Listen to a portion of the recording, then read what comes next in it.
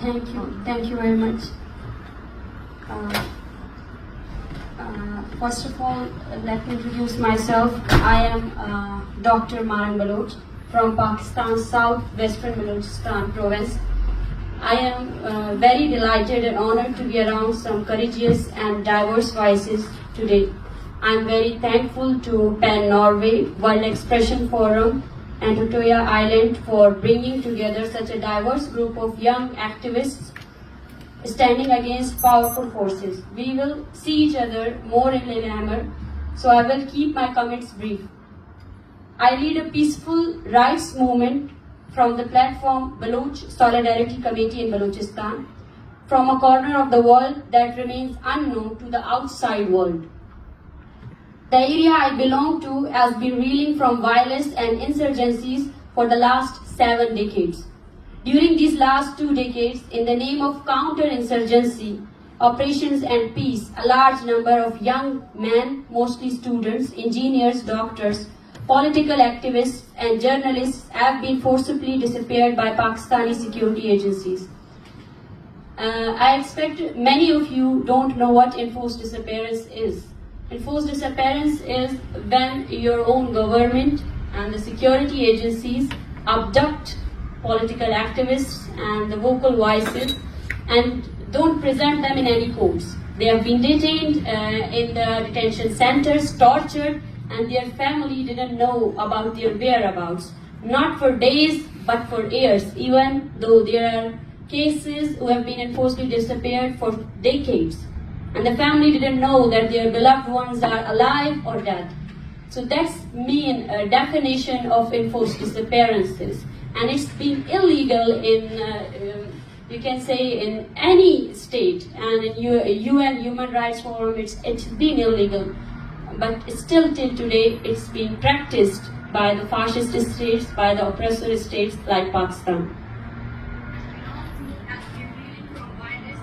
During these last 2 decades, in the name of counter-insurgency operations and peace, many of our assets have been forcibly disappeared, and then their mutilated bodies were found in Balochistan. They were being killed in detention centers. And so that's a form of extrajudicial killing that our government has been doing.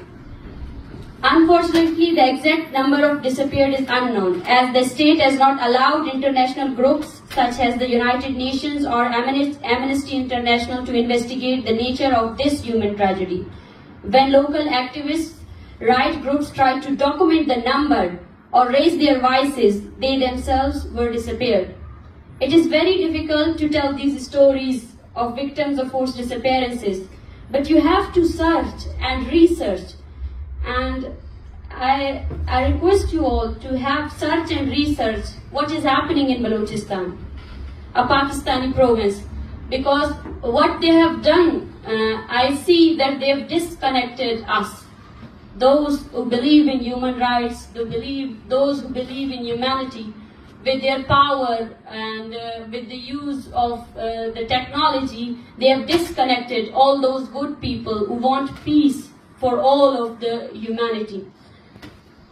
I have been campaigning against enforced disappearances for more than 10 years, starting when I was a teenager, because I myself am a victim. My own father was disappeared by agents of Pakistani state in 2009.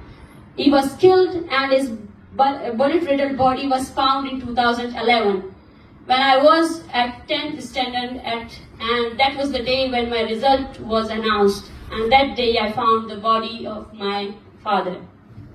My younger brother was disappeared when I was doing my graduation in medicine in 2017. I campaigned and launched rallies for him in Balochistan. After 3 months, he was released, but my case is not exceptional. There are worse cases than this in Balochistan, even though there are victims and there are families where no one is left to tell their stories. And even though there are villages who have been destroyed and no one is here to tell their stories, that was a village where people could live peacefully. There are hundreds of young women like me today. I at least know that I am an orphan and my mother is a widow, but there are hundreds of children, teenagers, and young people whose fathers, uncles, or brothers have been missing for weeks, months, and in some of the worst cases, years, and they do not know whether they are alive or not. Together with these youngsters, the majority of whom are women, I have been campaigning and rallying, pressing the Pakistan Supreme Court's Parliament and security forces to release those who have been disappeared or at least present them before a court if they have committed any crime. But Pakistani authorities, instead of addressing our issues, it's very painful that they have resorted to violence.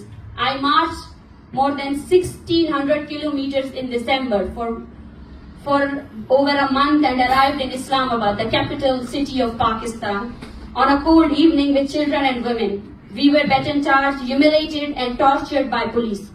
The controlled media was used to run a malicious campaign against us. On social media, we were abused and trolled by state-backed accounts. Journalists were intimidated and stopped from giving us media coverage. Civil society was pressurized too. Powerful intelligence agencies of Pakistan forced the people of not to respond to our peaceful movement. Media ignored us through our protest camp, was sent just outside the National Press Club of Islamabad, and there was no any coverage of this peaceful movement. We have been set there for more than 1 month. And also I can see that there is still hope, and we are hopeful because those who are behind this violence and those who are using violence, they are less in number. Maybe they have the power to rule us, but those who believe in humanity, who believe in peace, we are large in number.